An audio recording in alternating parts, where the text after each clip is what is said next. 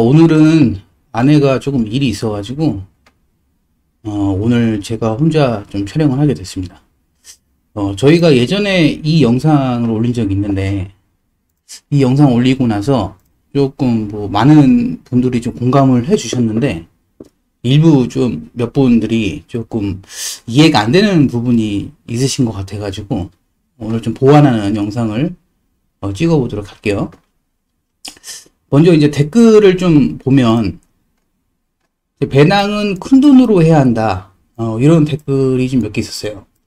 근데 저는 돈이 크든 작든, 배당주 투자를 안 하기 때문에 이 부분은 제가 한번 설명을 해 드릴게요.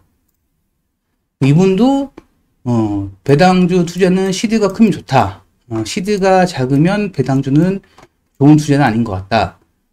이런 말씀 해주셨는데, 저는 개인적으로 시드가 작든 크든, 그걸 떠나서 배당주 투자는 안 합니다. 일단 설명해 드릴게요. 이 부분 내용이 긴데, 간단하게 이제 설명하면 뭐냐면, 그러니까 배당세랑 건보료랑 내더라도, 결국 해외 주식도 양도세 22%가 있기 때문에, 결국은 비슷하다. 배당세랑 건보료랑 해외 양도소득세를 합하면, 비교를 하면은 별 차이가 없기 때문에 배당세도 많다고 볼 수는 없다. 이런 말씀을 해주셨는데, 이것도 저랑은 좀 생각이 다르셔가지고, 이것도 설명해 드리겠습니다. 그리고 한 분은 이제 포모 때문에, 배당주 투자를 안 하는 거 아니냐. 요거는 제가 인정을 합니다. 요거는 제가 아직 젊기 때문에 좀 공격적으로 투자를 해야 된다고 생각해서 요거는 좀 인정을 제가 하고요.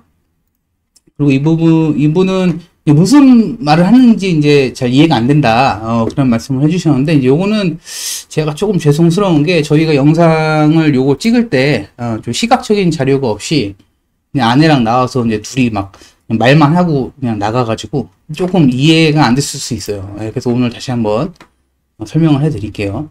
근데 이제 이런 댓글들을 종합해 봤을 때, 어떻게 말씀을 드려야 이분들을 다 한 번에 좀 이해를 시켜 드릴 수 있을까 고민을 해 봤는데, 제가 선택한 건 이거거든요. 그러니까 이제 이 두 투자가 사실 주식 투자자로서 가장 보수적인 투자가 아닌가. 이것보다 더 보수적으로 투자를 할 수 있을까라는 생각을 하게 돼서, 일단 배당 4%를 받는 가정 A와, 그 다음에 S&P 500에 돈을 넣어놓고 매년 4%씩 매도를 해서 돈을 쓰는 경우, 요 두 경우를 이제 비교를 해볼 텐데, 이 두 개를 가지고 또 만약에 조금 태클을 거시는 분이 있으면 저는 더 이상 할 말이 없습니다. 이거보다 더 안전한 주식 투자가 있을까? 저는 생각이 들어서 이 두 개로 비교를 해볼게요. 근데 그 전에 또 제가 고민했던 게 뭐냐면, 이건데, 이 큰 돈, 이 큰 돈의 기준이 도대체 얼마일까? 그러니까 크다 작다는 사실 이게 상대적인 개념이라, 이게 또 제 기준대로 이거를 또 정하면은 또 조금 반발이 있지 않을까 해서 제가 그냥 고민을 좀 하다가 인터넷에 한번 검색을 해봤거든요.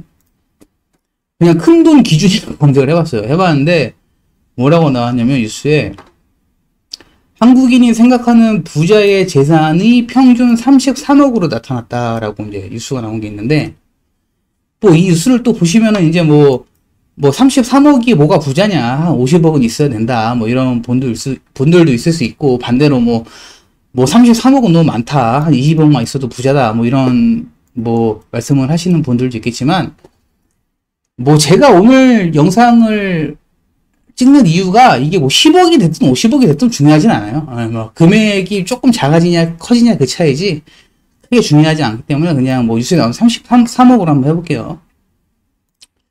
일단 33억에 4% 배당이면 1년에 1억 3,200만 원 정도 배당이 발생이 되겠고요. 배당세부터 한번 계산을 해볼게요. 요즘에는 배당세 계산할 때 이렇게 복잡하게 엑셀로 이렇게 계산할 필요 없고, 그냥 이렇게 사이트 들어가서 배당 딱 이렇게 입력하면 얼마 나오는지 딱 계산이 돼요. 그래서 계산을 해봤더니 배당세가 한 2,656만 원이 나왔는데, 이게 이제 지방세가 포함이 안 된 거예요. 제가 봤는데 지방세가 포함이 안 된 거라서 지방세를 포함했더니 배당 소득세가 한 2,920만 원 정도 나왔고요. 그 다음에 건강보험료 한번 계산해 볼게요. 건강보험료도 그냥 건강보험공단 들어가서 그냥 금액 딱 넣으면은 알아서 계산해 줍니다. 일단은 건강보험료 77만 9,900원에 장기요양보험료 10만 1,000원 해서 한 달에 88만 900원 나오고, 이거를 이제 12개월 해주면 1,057만 원 나오네요. 그러면 이제 아까 계산했던 요 배당 소득세랑 건보료를 더하면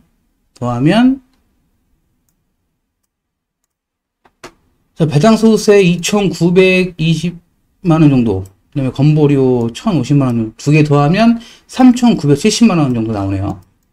그럼 이거를 이제 아까 월 배당 1억 3,200만 원으로 나눠보면은 한 30% 정도 세금이 나와요. 근데 이것만 봐도 사실은 여기서 말씀하시는 이제 배당 건보료가 양도소득세 22%랑 비슷하지 않냐. 근데 이것만 봐도 사실 더 크죠. 배당으로 내는 세금이 더 큰데, 사실 뭐 이 정도 차이였으면 제가 애초부터 이 영상 찍지도 않았어요. 이게 해외 주식 해보시는 분들 알겠지만 막상 이렇게 세금이 안 나와요. 한번 제대로 한번 S&P 500으로 매도를 했을 때 계산을 한번 해볼게요. S&P 500이 만약에 10% 상승을 했어요. 그럼 이제 33억이 36.3억으로 되겠죠. 그럼 여기서 1억 3,200만 원을 매도를 했어요, 만약. 그러면은 이 1억 3,200만 원 중에는 1억 2천만 원 원래 내 돈이고, 이건 원래 내 돈이에요. 그리고 수익, 요 10% 수익, 요 1,200만 원에 대해서만 22%를 내면 된다.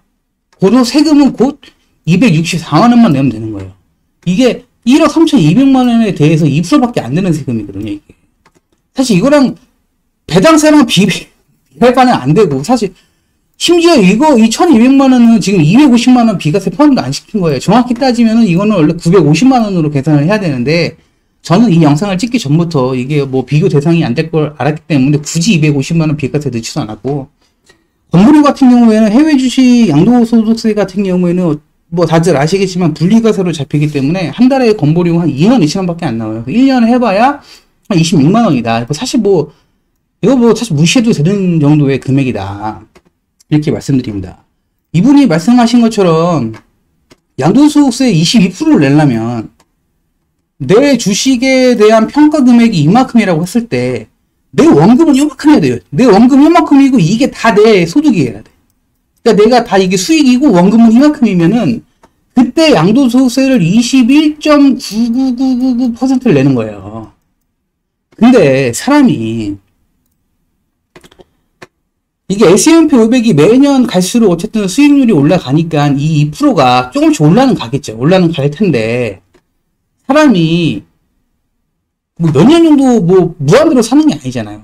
한 50살에 은퇴를 해가지고 90살까지 산다고 해도 이거 출금 40번밖에 못해요. 그럼 세금 이거 몇 프로 얼마나 오르겠어요, 이게. 설사 뭐 22%까지 오른다고 해도 사실 뭐 이 배당세 30%, 이 배당 소득에서 발생되는 이 지출 금액 30%에 비하면 사실 뭐 이렇게 비교할 수 있는 대상이 아니다. 이거를 저는 말씀을 드리고요.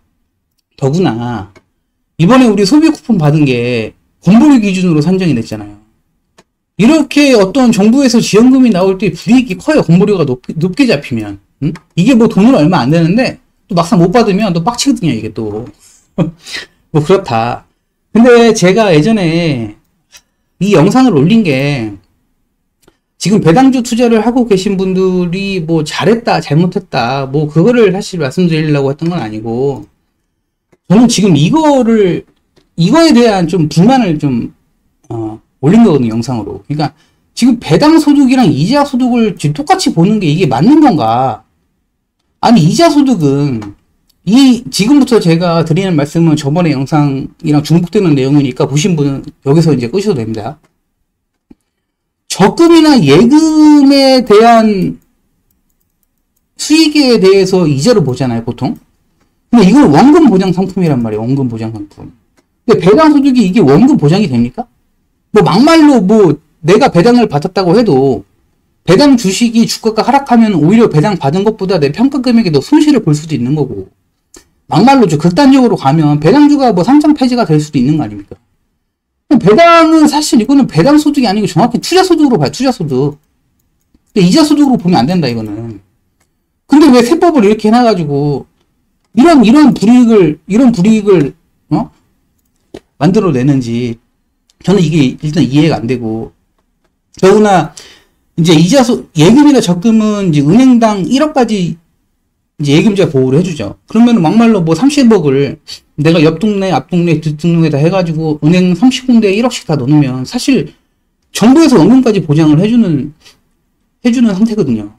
근데 내가 뭐 배당 투자하다가 원금 손실 났다고 정부에서 이거는 뭐 보호도 안 해주면서 이거를 왜 같은 소득으로 보는지.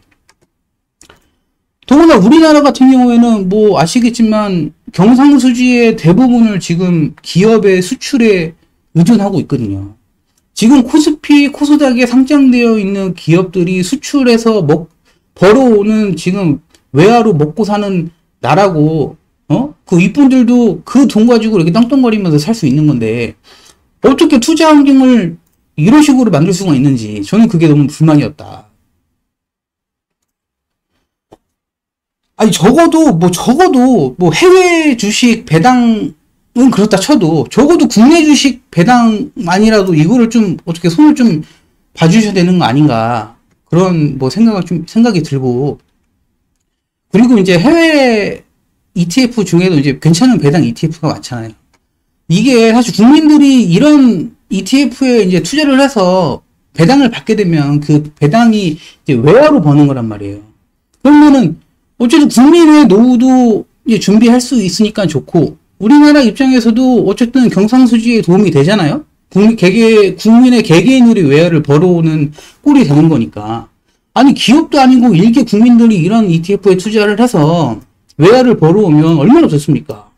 저는 근데 여기서 조금 더 답답한 게 뭐냐면, 저 같은 그냥 수많은 개인 투자자 중에 한 명이 이런 생각을 하는데, 그 윗분들 뭐 이런 생각 못 할까요? 저는 그분들이 저보다 훨씬 더 똑똑하다고 생각을 하기 때문에 이런 생각 절대 못 하지 않는다. 그분들 그 양력 보세요. 다 변호사 출신, 검사 출신의 뭐 경영학, 경제학, 해외 나가서 뭐 석사학위, 박사학위 따오신 분들인데, 이거 모를까요? 뭐 알죠. 근데 왜 이거를 이 상태로 그냥 방치를 해두는지 뭐겠어요. 뭐 이유가 뭐겠습니까? 뭐 답답해서 제 영상 한번 찍어봤습니다. 오늘 영상은 여기까지 하겠습니다. 구독과 좋아요 부탁드리고요. 시청해주셔서 고맙습니다.